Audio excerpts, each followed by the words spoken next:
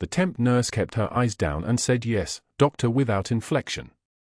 He didn't see the controlled breathing pattern of someone trained to manage adrenaline under fire. He didn't see the legend whispered in Baghdad operating rooms, Al-Malik al-Abayad, the white angel who kept 72 hours of combat triage running while mortars shook the walls. Rachel Torres was invisible, and invisible was exactly how she needed to be. She arrived at Oak Creek Memorial's beach clinic on a Tuesday in September, carrying nothing but a worn employee packet and a cardboard folder containing references from 3 hospitals that no longer existed on any official registry.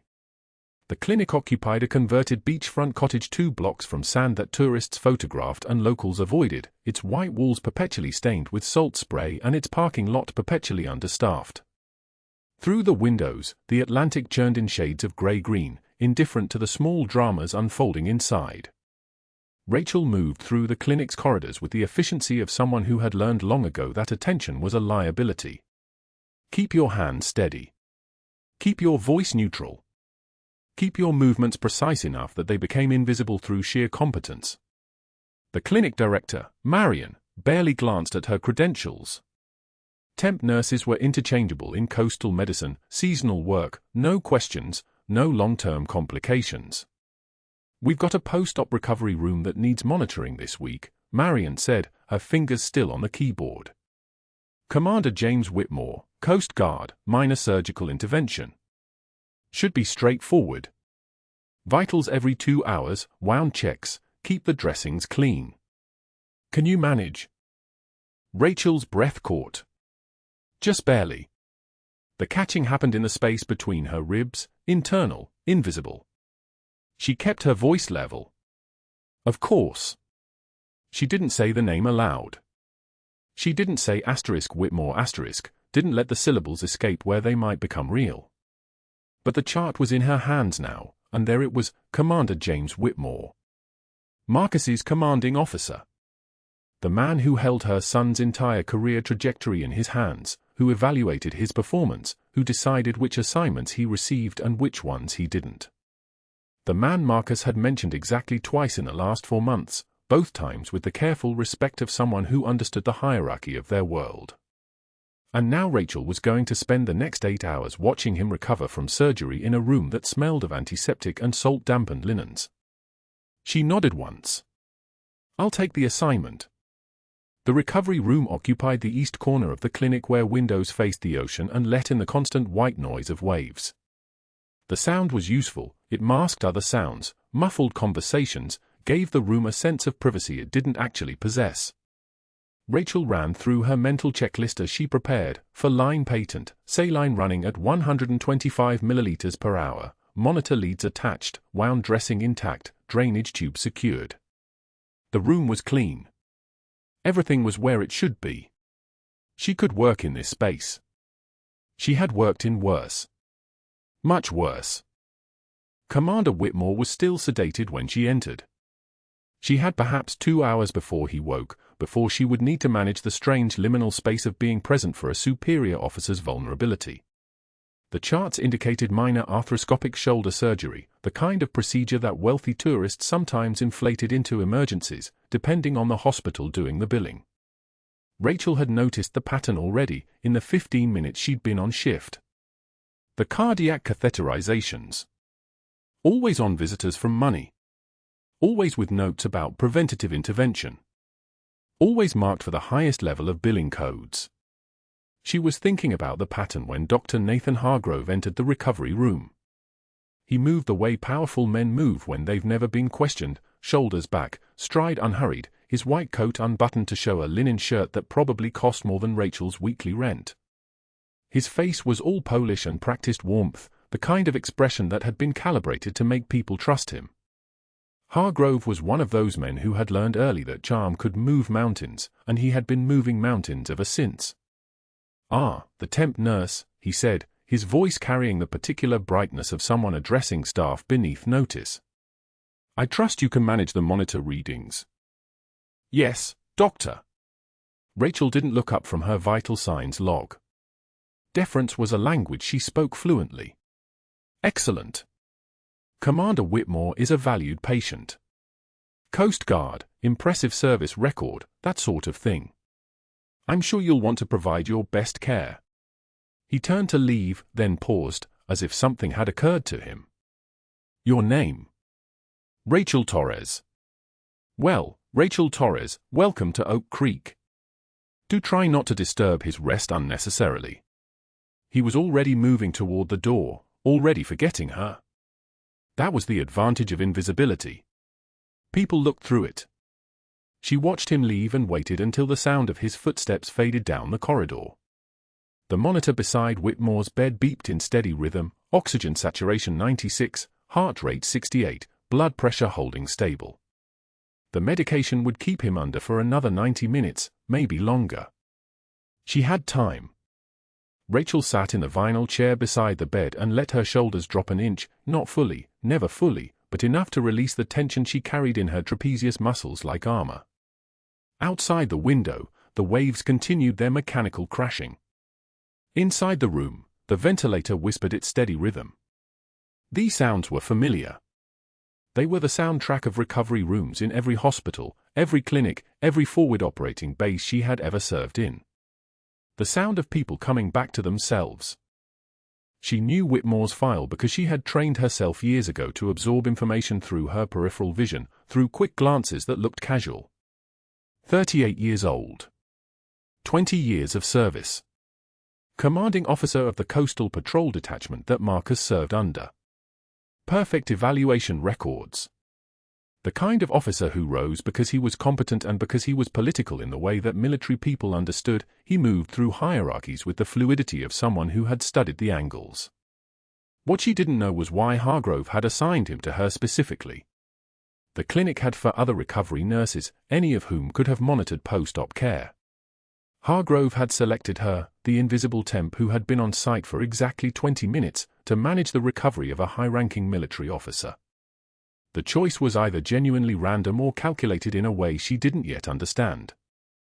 Rachel had learned long ago not to believe in random. Random got people killed in Baghdad.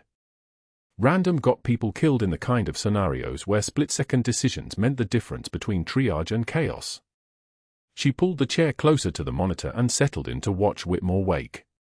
The wound dressing on his shoulder was pristine, the surgical site already beginning its familiar work of knitting itself closed. Minor surgery, the chart said. She'd seen minor surgeries go wrong in worse facilities than this. She'd seen minor surgeries kill people when the wrong person was monitoring the vitals. The sun moved across the sky outside the window, shifted the light in the recovery room from grey-white to amber-white. Rachel checked the vitals every 30 minutes, documented them in neat handwriting, verified the fall-line and the pain medication, and didn't speak unless spoken to. This was the work she understood. This was the thing she could still do without raising questions. But that wasn't the worst part. That wasn't the thing that sat in her chest like a stone. The worst part was when Whitmore began to wake, and she found herself leaning slightly closer to ensure she caught the first sign of consciousness. The worst part was the moment his eyes opened, sea-grey eyes, alert immediately despite the sedation, the kind of eyes that belonged to someone trained to move from unconscious to operational in seconds flat. The worst part was when those eyes found her and held for just a moment too long, and she saw the brief flicker of recognition cross his face before he blinked it away. "Where am I?" His voice was rough from the breathing tube. "Oak Creek Memorial, Recovery Room, 2:27 in the afternoon," she said, her tone clinical. "Your post-op, wounds intact, vitals are stable. You're going to be fine." He nodded slowly, accepting this information the way military people accepted situation reports. His eyes drifted back to her face once more before returning to the ceiling. "You served." It wasn't a question. Rachel didn't answer. She adjusted his full line instead, checked the saline flow, documented his wakening time in the chart. The words she didn't say hung in the space between them anyway. Yes. Yes, I did. Yes, I still do, in ways that can't be decommissioned. Yes, I know the difference between pain that's data and pain that's information and pain that's just the body remembering what it survived. "Your son is Marcus," Whitmore said quietly. It wasn't a question either. Rachel's hand stilled for exactly 1 second. Then she continued her work as if he hadn't spoken. But she was thinking now about all the patterns she'd observed since arriving at Oak Creek. The cardiac procedures. The inflated billing. The way Hargrove had assigned her to Whitmore with such deliberate casualness. The way he'd said *valued patient star. The way Commander Whitmore had said her son's name, and the way the air had changed in the room when he did. "Try to rest," she said quietly. "I'll be monitoring you throughout the night." She was thinking about patterns. Thinking about the fact that coincidences were rarer than people wanted to believe. Thinking about the fact that Hargrove had chosen her to monitor this particular patient because he didn't know who she was, and that was the only advantage she possessed. But that calculation would have to wait. For now, there was only the recovery room and the monitor and the sound of waves outside the window, and the careful construction of the person Rachel Torres needed to be. The Wednesday morning staff meeting at Oak Creek Memorial started the way they always did, fluorescent lights buzzing like insects, coffee getting cold in paper cups, and Dr. Hargrove presiding from the head of the table with the casual authority of a man who had never been questioned. Rachel sat 3 chairs down, her hands folded, listening to the census report and the bed turnover schedule and the usual reminders about documentation compliance. She had been at the clinic for 6 weeks now. 6 weeks of watching, of counting, of seeing the pattern that no one else seemed to notice. When the update section came open, she raised her hand slightly. "Doctor, I wanted to flag something." The room shifted. Temporary nurses didn't flag things. Temporary nurses administered medications and took vital signs and otherwise remained invisible. Dr. Hargrove's smile was smooth as oil. "Of course, Nurse Torres." "What is it?" "I've noticed a pattern in our billing records for the wealthy patients." She kept her voice level, matter-of-fact. 7 cardiac catheterizations in the last 3 weeks. All presenting with anxiety symptoms. All from out-of-state visitors. The silence stretched like pulled taffy. Dr. Hargrove's smile never wavered. "I see. Well, Nurse Torres, I appreciate your enthusiasm, but diagnostic decisions are well above your pay grade. Perhaps focus on the tasks you're actually qualified for. Vitals. Wound care. The basics." The dismissal was surgical. The message was clear: stay in your lane. Rachel nodded once and made no further comment, but she felt the weight of the room's attention shift away from her, felt herself being recalibrated downward in the hierarchy, marked now as the kind of person who overstepped. She should have let it go. Should have filed it away as a minor humiliation and moved forward. But humiliation only worked if you reacted to it, if you flinched or reddened or retreated. Rachel had spent 18 years in places where showing weakness got people killed. So she didn't react. She simply filed the information and continued her shift. 2 weeks later, she was preparing Commander Whitmore's 1400 medication administration when her eyes caught on the syringe label. The dose read 10 milligrams morphine. For a man whose wound pain was responding well to the current 1 milligram protocol. A 10-fold overdose. Her fingers froze on the foreport. She found Dr. Hargrove in the physician's lounge, pulled him aside quietly. "Doctor, I need you to verify an order. 10 milligrams seems high for Commander Whitmore's current pain level." Hargrove's jaw tightened. "The order is appropriate. Administer it." "With respect, sir, I want to walk through the math with." "Administer the medication." Rachel stepped back into the recovery room alone and did not administer the medication. She documented the order, then documented her clinical concern and her request for physician verification, then waited. 20 minutes later, Hargrove arrived with the commander's adult daughter at his side. She had stopped by to check on her father's progress. "Ms. Torres." Hargrove's voice carried through the room like a broadcast. "This is the second time you've questioned my clinical judgment. Your job is to administer medications, not play doctor. I'm beginning to wonder if you understand the scope of practice for temporary nursing staff." The daughter's eyes widened. Her father looked away. Rachel felt every staff member within earshot pause, listen, file this moment away. The public humiliation was the point, not the content but the audience. She took one measured breath. The kind of breath taught in crisis medicine, the kind that steadies your hands before you cut someone's chest open. She let a single tear escape her eye. Just one. She wiped it away without breaking eye contact with Hargrove, her hand steady as a surgical laser, and when she spoke her voice was like still water, calm and deep and without tremor. Sir, I'd rather be slow and right than fast and negligent. But I understand you may have different priorities. The silence in the room turned solid. Hargrove's face flushed a deep crimson. He turned and left without responding. The daughter reached over and squeezed Rachel's hand. But Rachel had already felt the decision crystallize in Hargrove's posture as he walked away. He had decided she was a liability. The next day she sat in the break room during her lunch break, unwrapping a homemade sandwich that smelled of cilantro and lime. 3 nurses were chatting by the refrigerator. The moment Rachel sat at the lunch table, they exchanged a look. One by one, they gathered their things, their phones, their water bottles, their half-eaten yogurts, and moved to the opposite corner of the room without a word. Their conversation became pointedly louder, their laughter sharper. Some people just don't understand team dynamics, one of them said. Team players, another agreed. Rachel ate her sandwich. It tasted like nothing. The physician assistant passed her chair and whispered to a medical assistant, just loud enough to ensure she heard, "That's clipboard, Rachel. She'll probably report us for breathing wrong." The campaign was surgical in its execution. No single act was egregious. A few nurses shifting seats. Colleagues who suddenly didn't have time for small talk.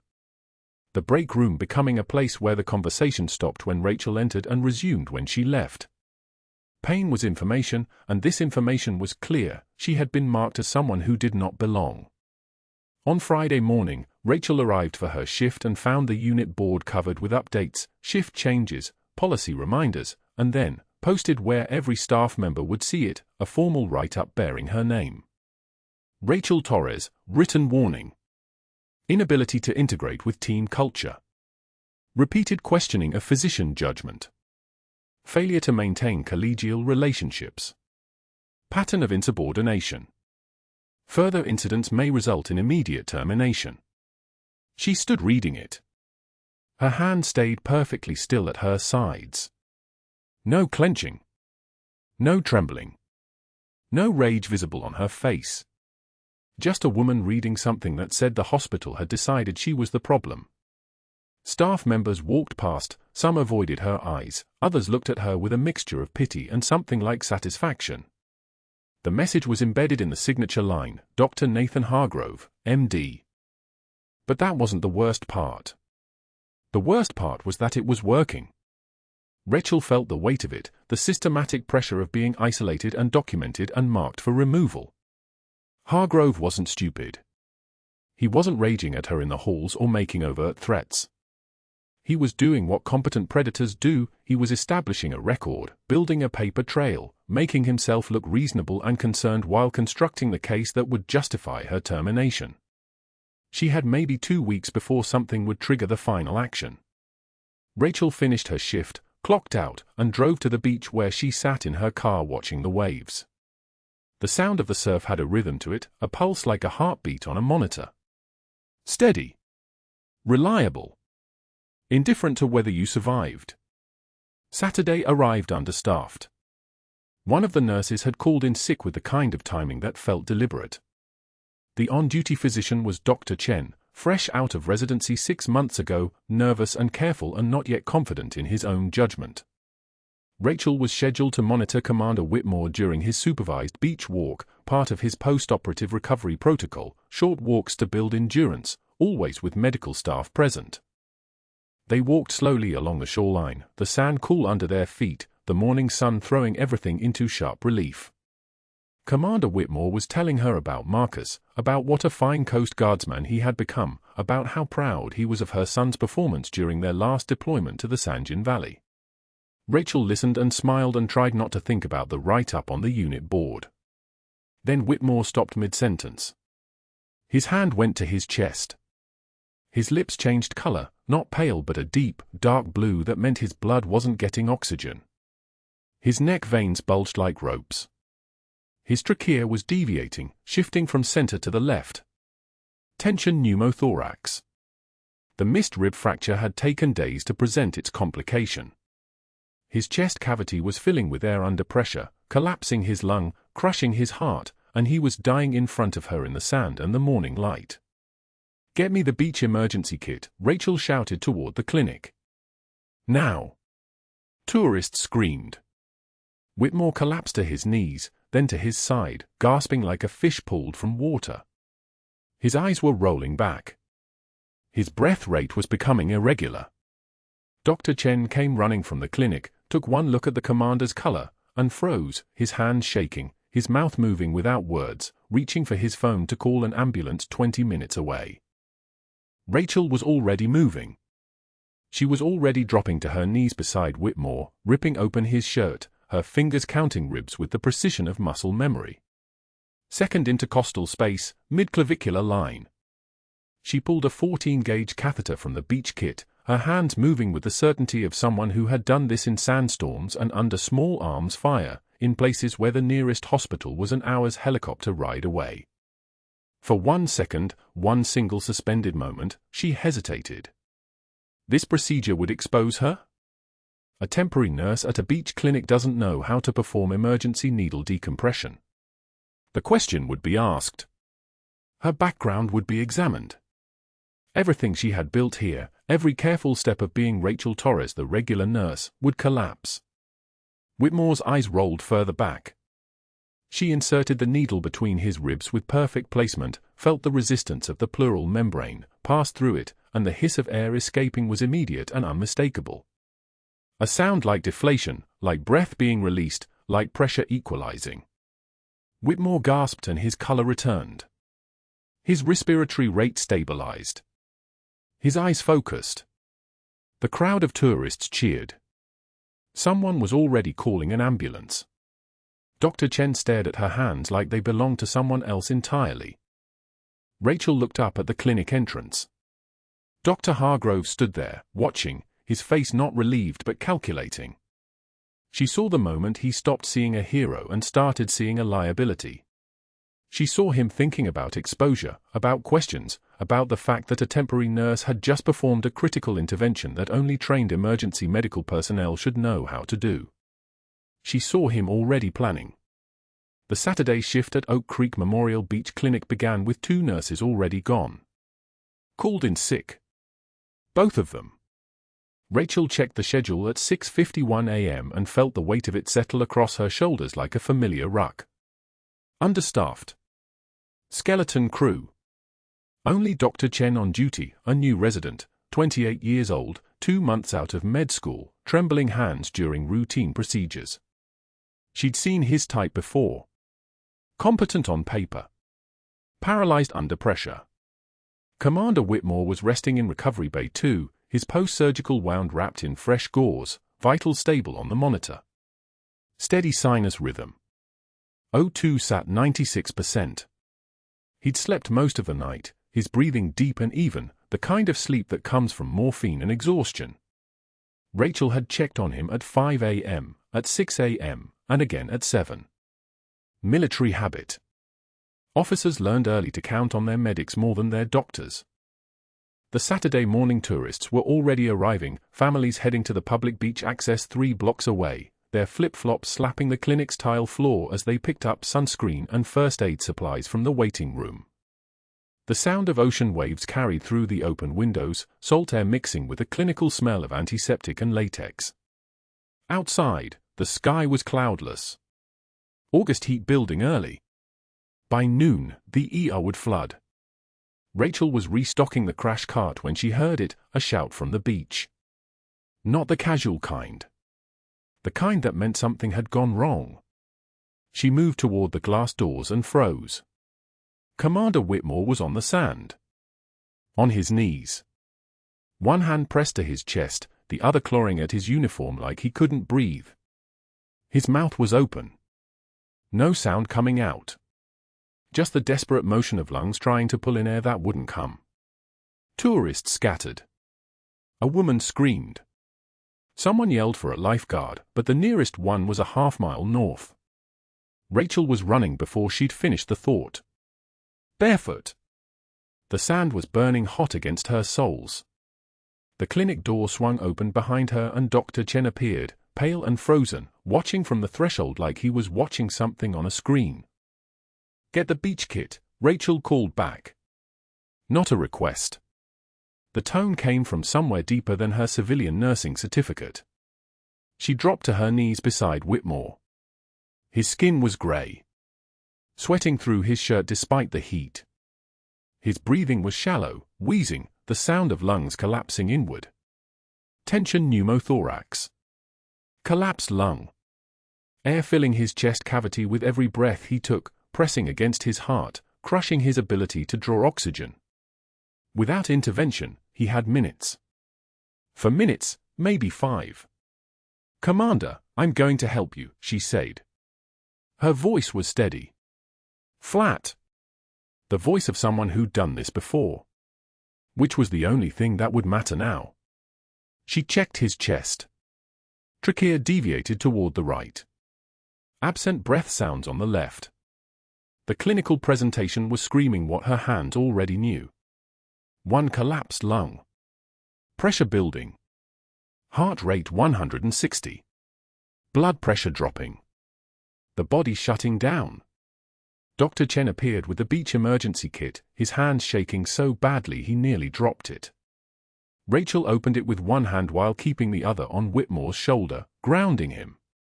The kit contained basics, oxygen, a CPR mask, and at the bottom, secured in a plastic case, a single 14-gauge angiocath needle. Muscle memory took over. Her fingers moved with the precision of someone who'd performed this procedure under sandstorms in Baghdad, in the dark of a convoy that was taking fire, on a fellow SEAL whose lung had collapsed during a high-altitude jump. Hands that had held lives together in ways that would never be documented, never be recognized, never appear in any official record. She prepped the skin at the second intercostal space, midclavicular line. The needle was cold against her fingertips. She felt for the landmarks, the second rib, the space beneath it, the exact pocket where compressed air was suffocating the commander from the inside out. Hold your breath if you can, she said. The needle went in. A moment of resistance. Then the unmistakable hiss of air escaping from his chest cavity. Pressurized air screaming past the catheter. The sound of immediate relief. The sound of a life pulling back from the edge. O2 saturation climbed. 82. 88. 92. His breathing deepened. Color returned to his lips. The panic in his eyes gave way to something else, recognition, maybe. Gratitude. Understanding that he was still alive because of hands he couldn't quite place. Paramedics arrived 90 seconds later, sirens wailing across the beach access road. 2 veteran firefighters who took one look at the stabilized patient and the needle properly positioned, and nodded once at Rachel with the kind of respect that came from knowing exactly how close he'd been to dead. Good work, the senior paramedic said. Just 2 words. They carried the weight of someone who understood the margin between life and death in millimeters. Commander Whitmore was loaded onto the stretcher. He reached for Rachel's hand as they lifted him. You saved my life, he said. His voice was rough, shot through with morphine and shock. I don't know your name, but I'm going to find out. She didn't pull away, but she didn't hold on either. She watched him roll toward the ambulance, watched the paramedics secure him, watched the vehicle pull away with lights flashing toward Oak Creek Memorial 12 miles north. The beach was quiet again. Tourists stared at her. Someone started clapping. Someone else joined in. Dr. Chen looked like he might faint. Rachel walked back inside the clinic and began washing her hands. The water was hot. Soap foamed white. She could see her reflection in the stainless steel faucet, distorted and wavering, her face hollowed out by the curve of the metal. She had performed an advanced emergency procedure that only trained military medical personnel should know how to execute. She had just saved the life of her son's commanding officer using skills that were supposed to be buried and erased and forgotten. She had just made herself a liability. Dr. Hargrove arrived at the clinic at 9:17 a.m. He must have gotten the call from someone at the beach, some tourist who documented everything on their phone and wanted the liability implications explained. He parked in his reserved spot and walked through the front entrance with his white coat pressed and immaculate, his expression already calibrated into something that looked like concern but felt like calculation. He found Rachel in the storage room, restocking the beach emergency kit with a replacement catheter needle from the supply closet. She didn't turn around when he entered. She could feel him assessing, computing, his mind working through the angles like a chess player who'd just seen his opponent make an unexpected move. "That was quite a performance," he said. His voice was smooth. Practiced. Dangerous in the way that calm voices could be. Our little temp nurse, saving the day.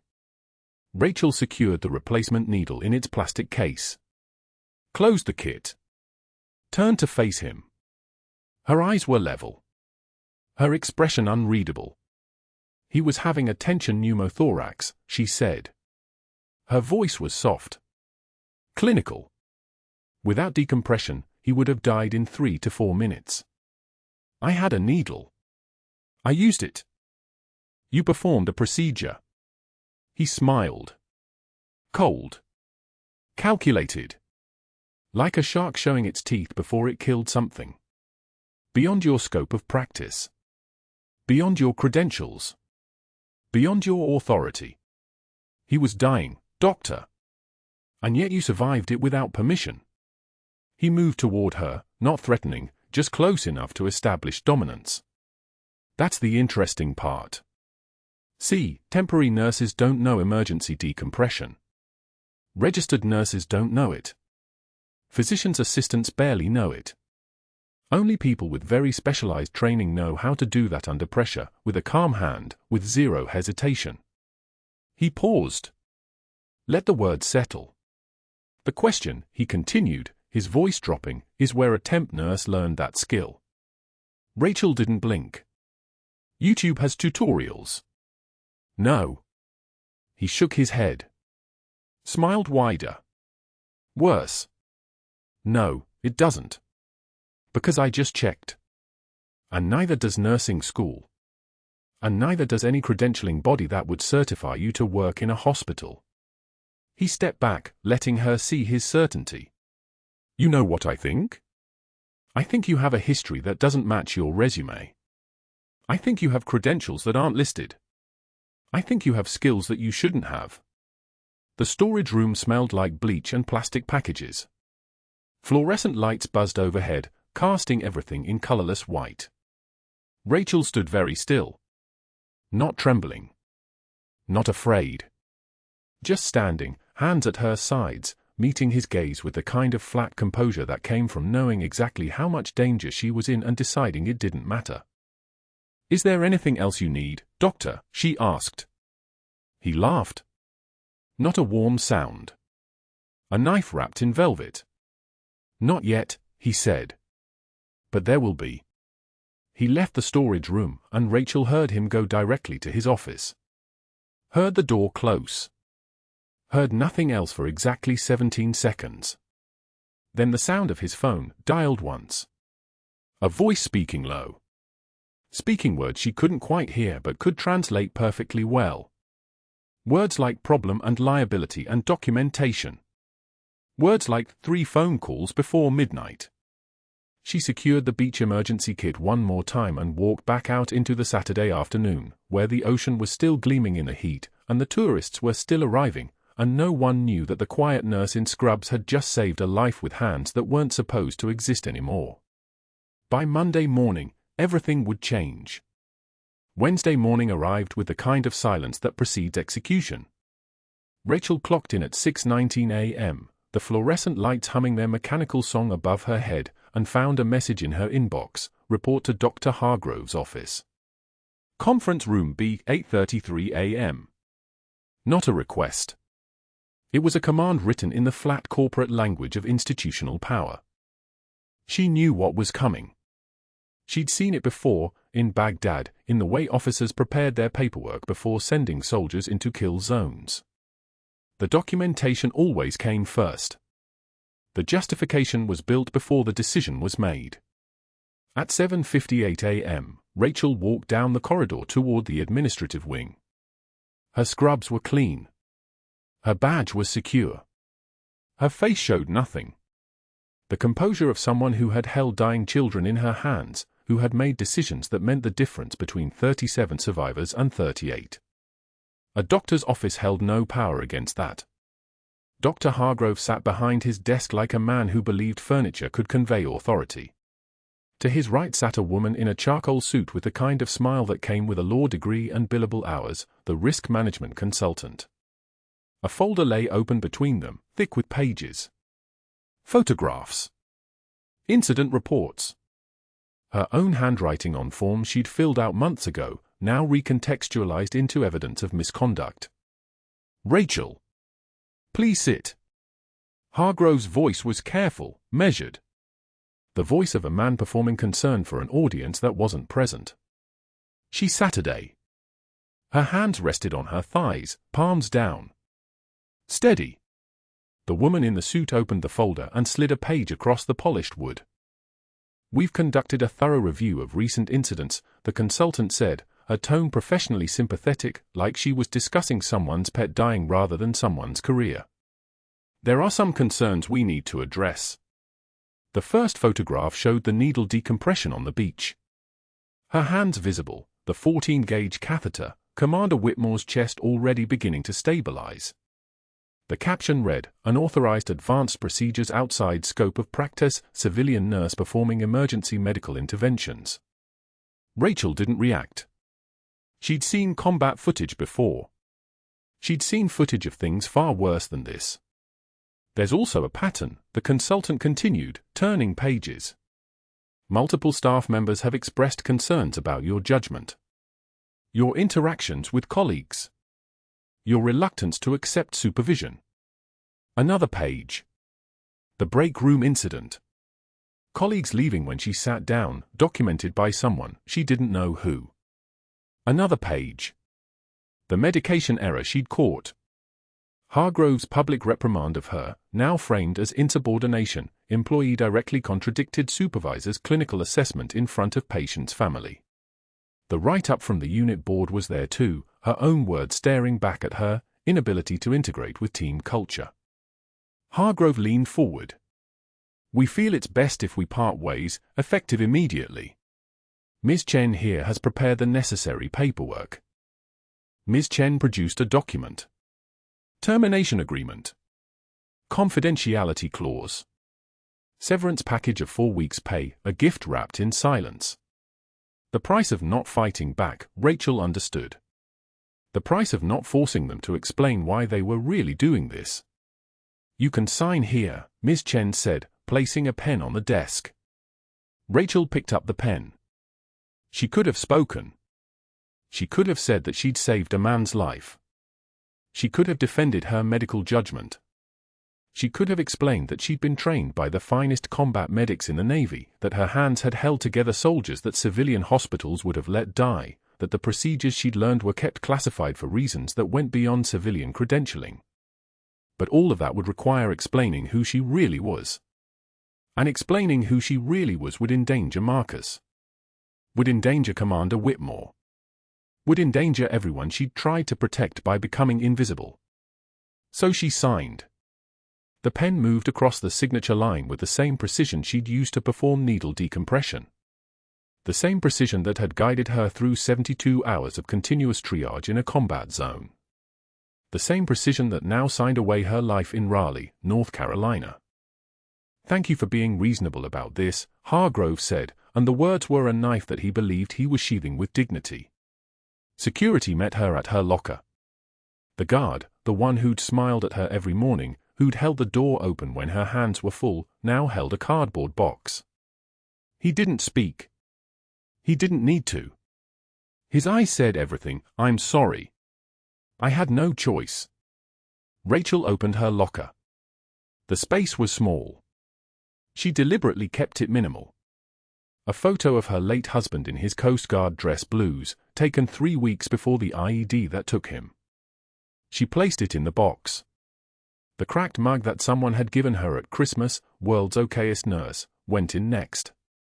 A dying succulent that had been on the unit desk for 6 months, no one else claiming responsibility for it.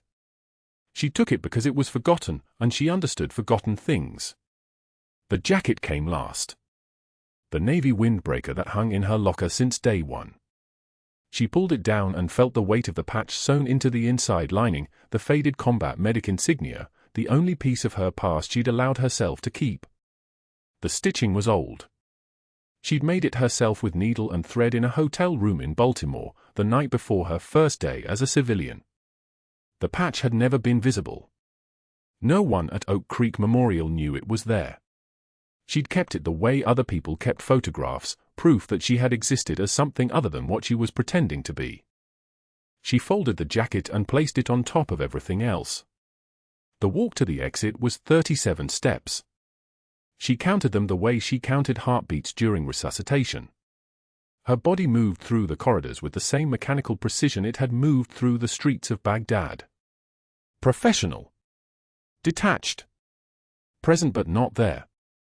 The security guard walked beside her, holding the box. At the exit, he stopped. "I'm sorry," he said quietly. "It wasn't right." She didn't respond. There was nothing to say to a good man caught in a bad system. Evening came early because it was raining. The kind of rain that didn't ask permission. Rachel stood at the bus stop on Meridian Street, the cardboard box already beginning to soften in her hands. The photo of her husband was visible through the wet cardboard. His face was blurring slightly as the paper deteriorated. The succulent had given up, water streaming down its sides like it was crying for her. She didn't get on the bus when it arrived. The doors opened. The driver looked at her. She just stood there, watching her reflection in the puddle at her feet. The face looking back at her was rippling.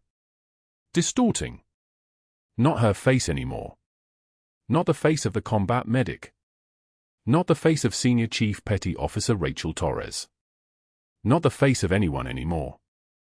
The careful civilian life she'd constructed over 18 months, the rental apartment, the temp nursing job, the quiet routine, was dissolving like the cardboard box in the rain. Every raindrop was a decision she'd made wrong. Every gutter was swallowing something she'd thought was permanent. The box came apart in her hands. The photo of her husband slid out and landed face down in the puddle. His dress blues were disappearing into the water. She watched it happen. Didn't reach for it. Didn't save it. The rain hammered down like applause for a performance that had finally ended. The bus pulled away. Another one would come in 23 minutes. She would still be standing here when it arrived. Still holding the pieces of the box. Still watching the puddle. What she didn't know was that the next visitor to Oak Creek Memorial Recovery Unit would arrive by helicopter within 7 days. That the person on that helicopter would have seen her face before, younger, in a place where the only light came from burning buildings and trace of fire. That a name she'd buried would surface like a body that wouldn't stay submerged. That the rain she was standing in right now was the last rain that would fall on the woman she'd been pretending to be. The puddle showed her reflection one more time before the rain erased it. But that wasn't the worst part. The worst part was that she'd just become visible to the only people in the world who would know her name. The recovery room door opened at 2:24 p.m. on a Tuesday, and Khaled Rashid wheeled in on a stretcher still groggy from preoperative sedation. Rachel was checking his vitals when his eyes focused, brown and wet and suddenly wide, on her face. He stared at her hands. Her shoulders. The curve of her jaw. His lips moved without sound at first, then came a whisper in hoarse English, fractured and reverent, Al-Malik al-Abayad. The White Angel of Baghdad. The monitor beside his bed beeped steadily, indifferent to the way time had just cracked open. Khaled had been part of an insurgent cell targeting forward operating bases in Fallujah. He'd also been shot twice, left for dead in a drainage ditch, and found by a Navy corpsman with combat boots and steady hands who'd kept him alive for 72 hours under continuous fire until a medevac could extract him. That corpsman had been erased from every database. That corpsman was Rachel, standing before him now in scrubs instead of body armor, and Khaled Rashid began to cry. She didn't move. She didn't speak. She simply stood there, checking his blood pressure with mechanical precision, 120/78, normal, steady, while the man who should have been her enemy recognized the person she could no longer hide. The room felt too small, the fluorescent lights too bright, the ventilator in the corner too loud. Around them, Oak Creek Memorial continued its rhythmic chaos, completely unaware that the boundaries between past and present had just collapsed into a single point. Rachel placed Khaled's hand back on the blanket and said nothing. What could she say? There was no language for this. Marcus Torres arrived at 3:15 p.m. in full Coast Guard dress uniform. He stood at attention in the doorway of her supervisor's office, the same office where Dr. Hargrove had signed her termination papers exactly 48 hours earlier, and his voice was steady but something trembled beneath it, something between pride and confusion. Commander Whitmore would like to know why you never told him he was speaking to Senior Chief Petty Officer Torres. Rachel's hands stopped moving. She'd been filing discharge papers, mechanical movements designed to keep her occupied, keep her invisible, keep her from thinking about the cardboard box and the rain and the bus stop that now felt like a different lifetime. She turned to face her son. 12 years old when she'd left for Baghdad. 24 now, with command presence in his shoulders and his father's eyes. How did he? Rachel started. 7 levels of classified archives. 48 hours. He had clearance I didn't even know existed. Marcus stepped into the room and closed the door. The lock clicked. Ma, who are you? The file request sat on Rachel's desk like a grenade. Her hands trembled, not fear, restraint, as she read the military letterhead, the official seals, the authorization codes that had torn through 7 levels of classified archives in less than 2 days. Senior Chief Petty Officer Rachel Torres. 14 years of service. 3 tours. Combat medic certification. The words on paper that had never been written down in any hospital database, any personnel file, any official record. It was like reading her own obituary. She reached for the desk chair and sat down slowly, her body moving like it belonged to someone else. Marcus remained standing, watching her the way a young officer watches a superior officer process bad intel. He didn't ask for permission. He just started making calls. People answered. People who knew your name. People who remember you. Rachel's vision blurred. She folded the file request carefully and held it against her chest. She didn't ask who these people were. She didn't need to. The Naval Special Warfare officer appeared in Oak Creek Memorial's waiting room at 4:36 p.m. wearing a Vantage precision jacket and the kind of calm that comes from having already survived the worst. His name was Rodriguez. His call sign, if he had one, stayed in the classified world where it belonged. He asked to speak to the medical staff who'd treated Commander Whitmore, and when Rachel walked into the waiting room, Rodriguez stood. He didn't salute. He simply watched her approach, his eyes tracking the way she moved, and then he began speaking in a voice that carried through the hallway like an announcement. 3 bronze stars. The waiting room had gone quiet. 2 bronze stars with Vela device. Rachel felt the words hit her like shaped charges. 1 purple heart.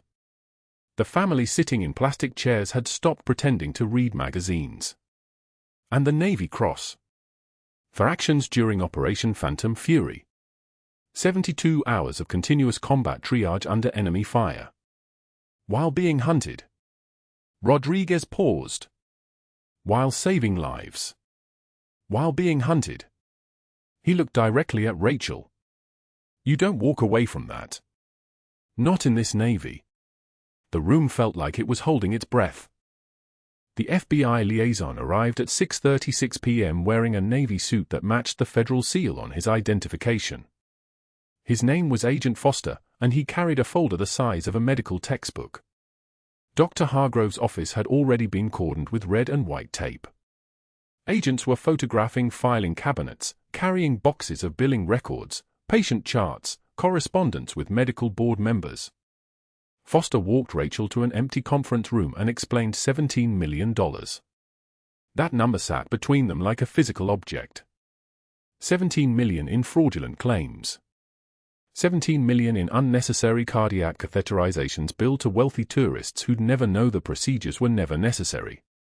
17 million in falsified emergency reports, inflated diagnoses, coded anxiety as acute myocardial infarction so procedures could be authorized and billed higher.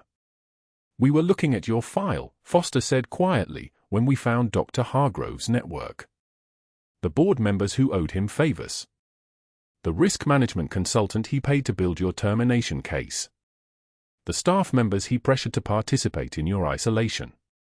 When we started pulling threads, the whole operation unraveled. Rachel's hands rested on the table, flat and steady. "How many patients?" "We're still counting," Foster said. "So far, 93 confirmed unnecessary procedures. That number will climb." The same security guard who had handed Rachel her cardboard box in the rain approached Dr. Hargrove at 9:15 a.m. on Friday morning. Hargrove was leaving his final meeting with hospital administration, his jaw tight, his lawyer trailing behind him like a ghost. The security guard, his name was Thomas, and he'd worked at Oak Creek Memorial for 19 years, was holding an identical cardboard box. Thomas moved with absolute respect, the kind of respect you show a fallen officer. "Dr. Hargrove, sir. I'm required to escort you from the building." Hargrove's face had gone the color of old concrete. "I'll need to collect my personal items." Thomas extended the box. "They're here, sir. Everything that's yours to take." The hallway had fallen silent. Staff members stopped at their stations, watching. Thomas was professional, impeccable, and his voice carried profound satisfaction. "I believe you know the way out, sir." Hargrove walked through the corridor carrying that box, his diplomas, his nameplate, his credentials that no longer meant anything, while nurses watched and said nothing. One of them was Dr. Chen, the resident who'd frozen on the beach. His expression was unreadable. 6 months later, Marcus sent Rachel a photograph. In the image, Dr. Hargrove stood in front of a whiteboard at Raleigh Community College wearing a polo shirt with the college logo embroidered over his heart. He was demonstrating CPR techniques to a group of bored teenagers, his movements mechanical, his authority reduced to $18 an hour. The background showed a community center gym, fluorescent lights, a banner advertising fall courses.